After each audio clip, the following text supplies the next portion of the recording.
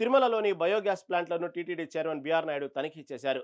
ప్లాంటులో కొనసాగుతున్న పనులను అధికారులతో కలిసి క్షేత్రస్థాయిలో పరిశీలించారు.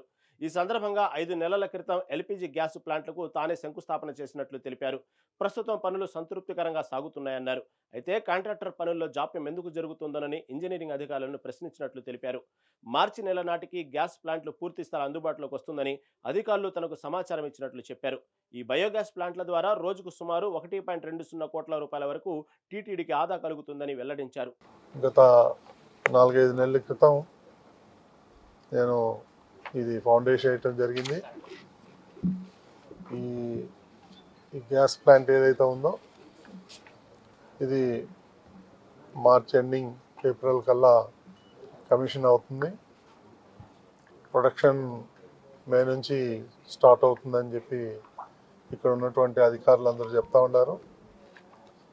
దీనివల్ల ఏదైతే వేస్ట్ ఏదైతే ఉందో అది ఉందో పర్ డే 40 టన్నులు కన్జంప్షన్ అవుతుంది.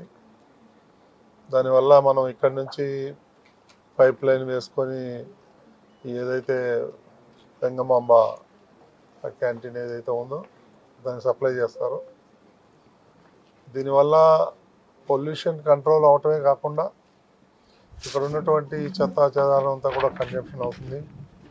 దానివల్ల దాని ద్వారా గ్యాస్ ప్రొడ్యూస్ చేసి మనం టీటీడీ వాడుకుంటుంది. దీనివల్ల 1,50,00,000 దాకా సేవింగ్ అవుతుంది టీటీడీకి. ఇది రాత్రింబవళ్ళు మన ఇంజనీర్స్ దీనికి సంబంధించిన వాళ్ళందరూ కూడా పనిచేస్తున్నారు.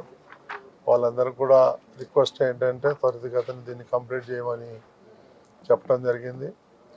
వాళ్ళు ఆ దిశగా చేస్తున్నారు.